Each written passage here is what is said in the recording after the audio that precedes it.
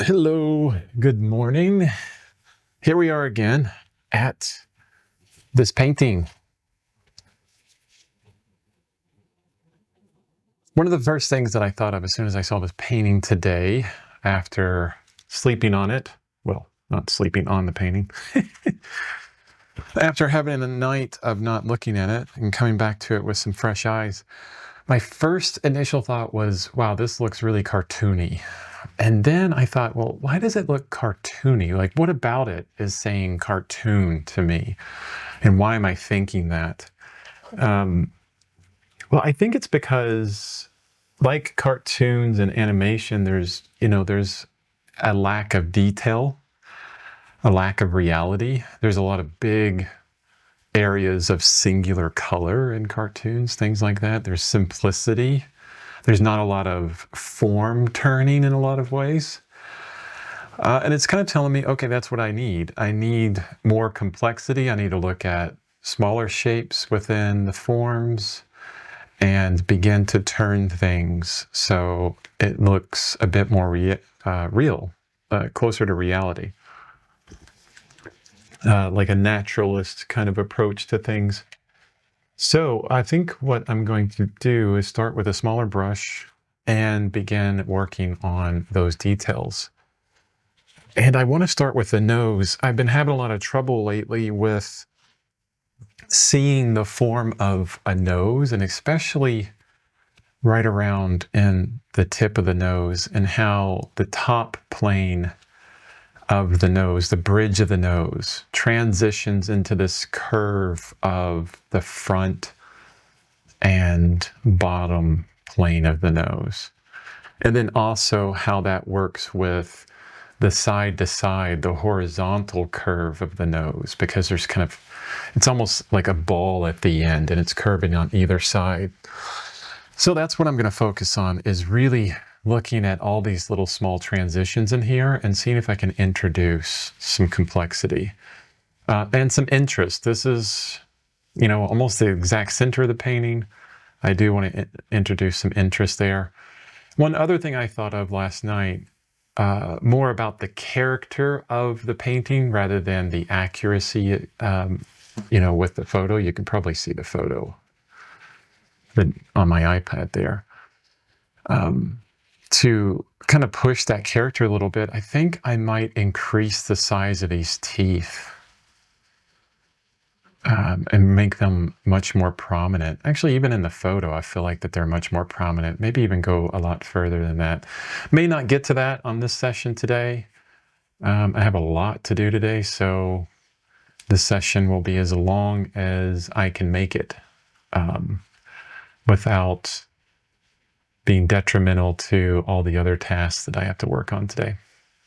So there we go. That's what I'm going to work on.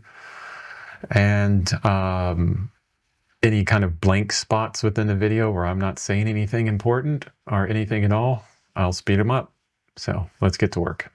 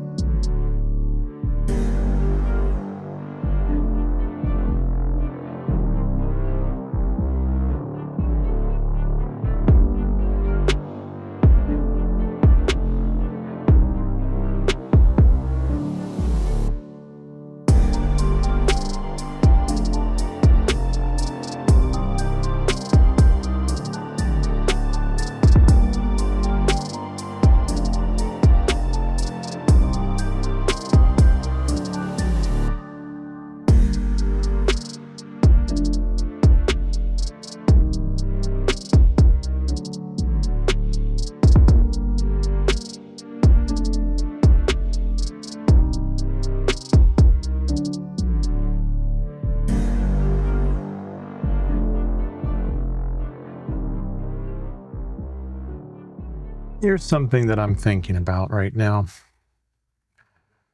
Well, I'm thinking about a lot of things, but here's one part of all the stuff that I'm thinking about. Glare. Man, glare is it's a huge pain in the ass for oil painters. It is a constant battle while you're painting. Now, fixing glare while you're actually taking photos, there are some objective strategies for that, which are a lot easier to deal with than trying to figure out how to get rid of glare while you're painting. And I won't go into those. I keep wanting to make a video about glare for oil painting that just goes into all of this, but especially taking photos, I think that's the easiest part. So I'll leave taking photos glare for another day. But the glare that you deal with when you're painting, especially when you're dealing with a lot of black colors or a lot of very dark colors, you get more and more glare. The thing to remember on that when you're painting is that it depends on the paint strokes. And a lot of times the direction of those paint strokes. I have a fairly new setup right now that I've just put into place not too long ago, where I have two lights. I have a light to the right and a light to the left. There's no particular degrees that they're set at. They are really close to my table, and that seems to be the placement that for both of them that provides the least amount of glare and the most amount of light that I could get. But one of the things that really has helped me deal with the glare, and hopefully would help you deal with the glare on your oil paint, is being conscious of the direction of your brush strokes. Now, you probably, as you're watching this, you're not seeing any glare at all because I have a dual polarization set up on the camera lens and on the lights, so that glare is basically wiped away for the digital camera, which is super handy, by the way. Super duper handy, especially when you're creating a video. So even if I demonstrate that right now, I would have to adjust the camera real quick so you would see what I'm talking about. Actually, I might do that because that would bring, visually, that would bring the point home. And as we're all artists, I think doing this visually is really important. So let me see if I can bring back all the glare.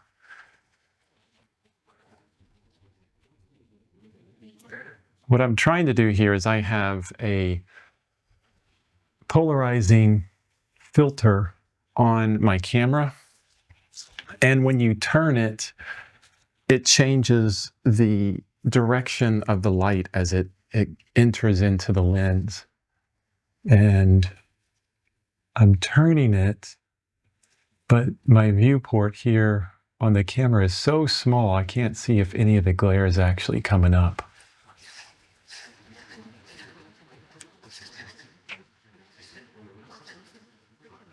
Maybe right there. Yeah.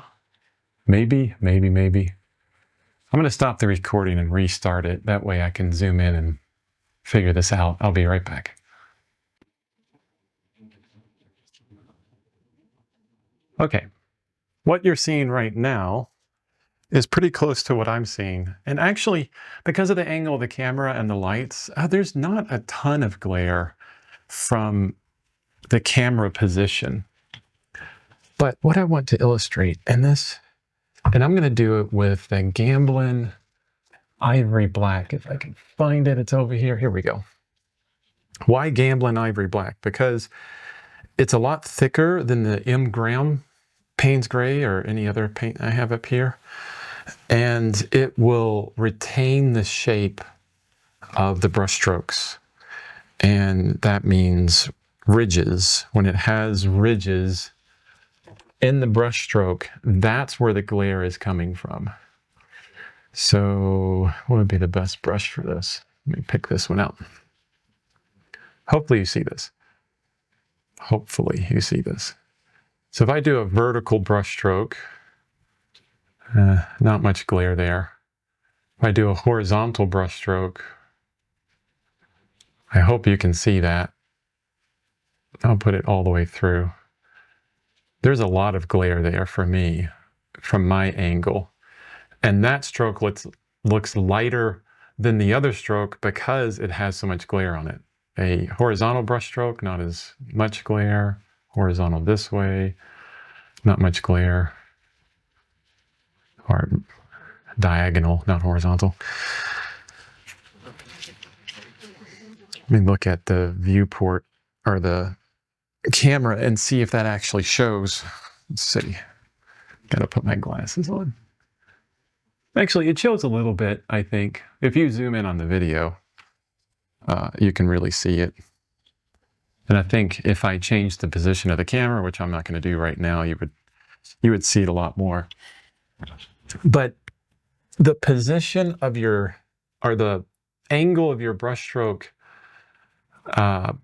creating those ridges is what causes a lot of the glare. So a big portion of your glare is based on that. And you're probably thinking, hey, Chris, what do I mean? Do I need to do my brush strokes all the same way through the entire painting? Well, no, not really. In the lighter areas, you won't get as much glare, but darker areas you will. There's another trick to it. And this one will affect your painting in a lot of ways. Now, because I have a stroke going horizontally here on my palette, if I want to remove a lot of that glare, what I can do is get rid of the ridges, kind of smooth it out a bit so that the ridges aren't there for it to reflect off of. And my white is falling down. So what I do is I get like a super soft brush. This is like all fanned out. It's the one I was using yesterday to make some cool shapes. And you can just super lightly, like barely touch the paint and go against those ridges and get rid of the glare that way. It does soften the edges. You can see there's a bit of softening there. Like if I do it in different places on the painting that has glare, and I'm doing vertical strokes because I know that that direction is less glare on from these darker areas. And I can remove some glare and kind of understand those parts of the painting, the value of those paintings a little bit better. That's another way of doing it. Okay, another way. The third way is a bit crazy. I bought these glasses, and I need to make a longer video about this. I bought these glasses. Look at these things.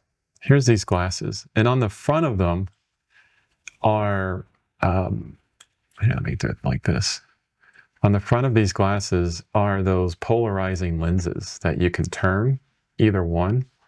And if I put these on, I can turn each polarizing lens. You can see, maybe you can see that getting darker and lighter, how it's really affecting the light. I can turn these lenses and I can remove all the glare that I see. That's another way of doing it. But you do put lenses in between you and your painting. The thing does get a little bit darker. It is another way of doing it. In extreme situations, I use those glasses to really help me see things, especially when I don't want to like smooth out the brush strokes or whatever, or you got glare everywhere. They are very helpful in a lot of ways. But yeah, so keep that in mind while you're painting. If you're an oil painter, you're dealing with glare and it's really pissing you off because you can't see the values correctly because of all the freaking glare everywhere. You know, think about those ridges. Think about your brushstroke direction. Think about where your lights are. Try repositioning your lights first before you start adjusting your painting in a lot of ways. That would be the first thing. I will say that I do like my current lighting setup because there is a lot less glare. I can see the colors really well on everything. I have two lights really close to, you know, this way, the Z axis, close to my board here, my table. Like they're not behind me, they're not on the side of me, they're as close to my table as possible. They're not behind me or beside me. And they're angled down this way. I don't have a particular degrees on that or anything like that. I don't think any of that works. I know a lot of photographers will say, oh, they have to be 45 degrees from the angle of X, Y, and Z and do all this stuff. And they give formulas for how to remove all glare. I've tried it for years. I've painted for years, and none of it has worked. Every situation is different. You have to kind of find your own, what works for you and your setup to reduce as much glare as possible with the lights and the lighting setup that you have. But yeah, okay, that was my spiel on glare. What I'm going to do is adjust the lens on the camera again so you don't get any glare while you're watching this.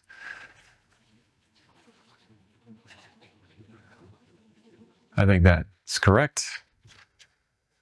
And I'm going to get back to work.